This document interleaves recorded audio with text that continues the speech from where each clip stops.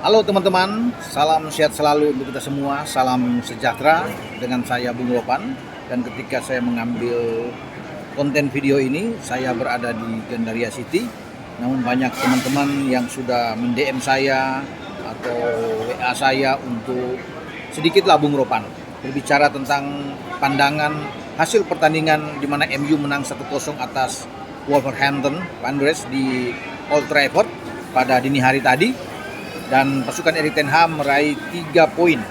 Walaupun mungkin ten Hag sendiri tidak puas dengan cara bermain MU, tapi perlu disyukuri bahwa mereka bisa menang daripada mereka bermain imbang, apalagi mereka kalah melawan Wolves. Tentunya ini menjadi pukulan bagi ten Hag. Dan dalam pertandingan ini bisa kelihatan sekali ya bahwa ambisi, tekad yang luar biasa dari tamu mereka Wolves untuk bisa menjegal MU di hadapan publiknya itu terlihat sekali. Ketika mereka bermain tandang, ya pasukan O'Neill ini bahkan lebih banyak melakukan tembakan. Secara overall mereka melepaskan 23 tembakan, 6 diantaranya on target. Ya, ini secara ironisnya kalau kita bisa melihat dengan MU ya ada 13 tembakan atau mungkin sampai 15 tembakan di sana, tapi hanya on targetnya tidak sampai 6, mungkin hanya 3 on target. Ya, penguasaan bola juga tipis 51-49. Memang masih untuk MU. Tapi melihat cara MU bermain di pertandingan laga pertama ini memang kurang begitu oke, ya kalau bisa dikatakan, karena mereka hampir saja saya pikir nyaris kalah ya, karena tekanan-tekanan yang dilakukan oleh pemain-pemain Wolves luar biasa. Serangan balik mereka tertata dengan baik. Pertahanan mereka juga oke sebelum Rafael Varane bisa mencetak gol memanfaatkan umpan dari Wan-Bissaka. Artinya ini akhirnya pemain belakang juga yang bisa membuat gol. Padahal MU bermain dengan pemain-pemain, ada Rashford ya dari starting 11 mereka, Rashford di depan. Kemudian ada Mason Mount, debut pertama dia bersama dengan MU setelah datang dari Chelsea. Untuk musim ini ada Garnacho yang juga dimainkan. Ya, kemudian ada Bruno Fernandes dan ada Anthony. Artinya dengan pola 4-1-4-1 ini diharapkan oleh ten Hag mereka bisa mencetak mungkin bisa lebih dari 1 gol bahkan dari 2 gol. Tapi kenyataan di lapangan mereka tidak bisa mendapatkan itu. Perlawanan sengit diberikan oleh anak-anak Wolves. Mereka sering mengancam, terutama bagaimana Matheus Cunha yang datang dari Atletico Madrid, ini pemain yang paling bagus, paling mengancam. Satu tembakan dia kena tiang.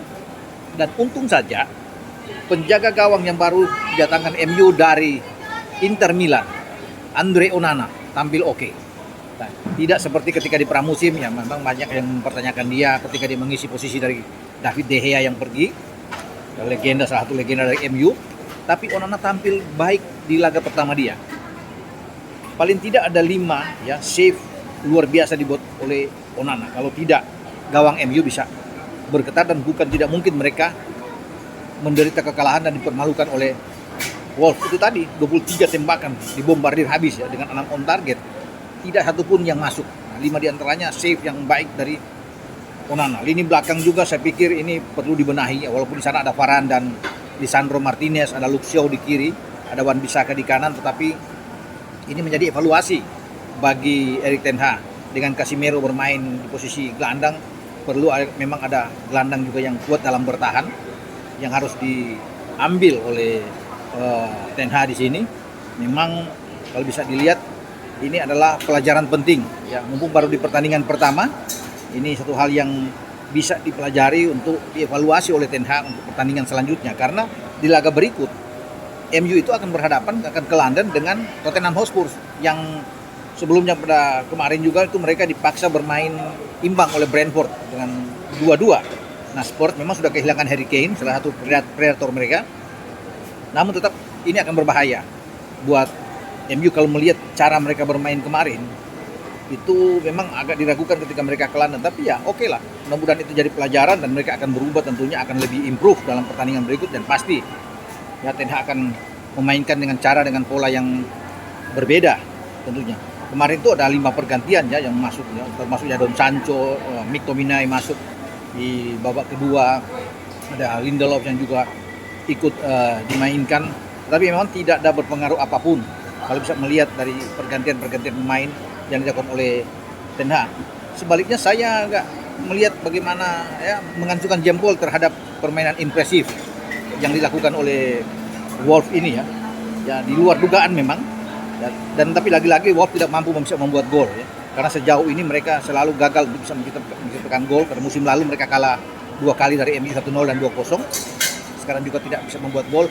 Namun kalau saya bisa melihat dibanding 2 penampilan sebelumnya, penampilan pada musim ini oke, di penampilan pertama Wolf ya. Semoga Wolf ini terus akan mempertahankan cara mereka bermain melawan MU dan terus meningkat. Jika tidak mungkin mereka akan menjadi kuda hitam juga yang sering bisa membuat kejutan dalam pertandingan demi pertandingan. Saya beralih ke Liga Arab, banyak juga yang meminta saya untuk berbicara di Liga Arab. Nah, Liga Arab ini sudah mulai kemarin. Tanpa Ronaldo, Al Nassr kalah dari Al-Ittifaq yang ditangani oleh Steven Gerrard. Pertemuan antara Mane yang menjadi kapten menggantikan Ronaldo dengan rekannya yang pernah di Liverpool, Jordan Henderson juga terjadi. Sebenarnya sih Al Nassr ini ya itu bisa memenangkan pertandingan. Mane baru menit keempat sudah membuat gol.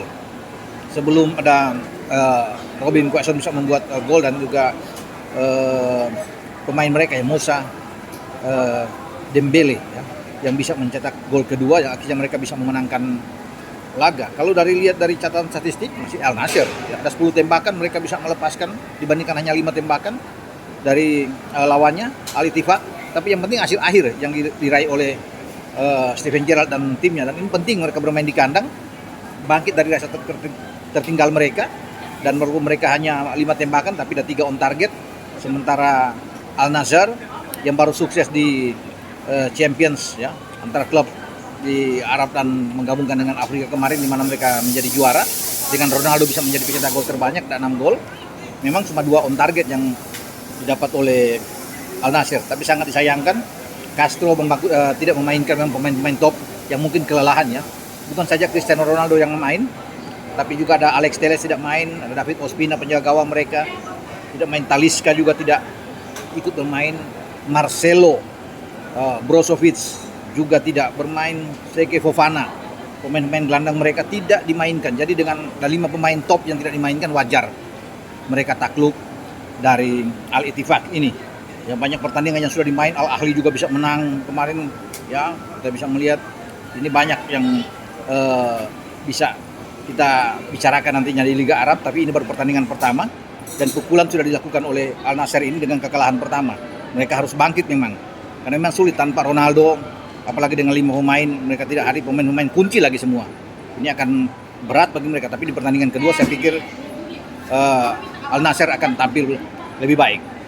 Oke, dengan saya Bung Ropan sampai di sini untuk mereview pertandingan antara MU yang susah payah bisa mengalahkan Wolves atau Wolf di sini dengan 1-0 lewat gol Rafael Varane, dan juga hasil pertandingan di mana Al Nassr tumbang di Liga Arab di pertandingan match pertama.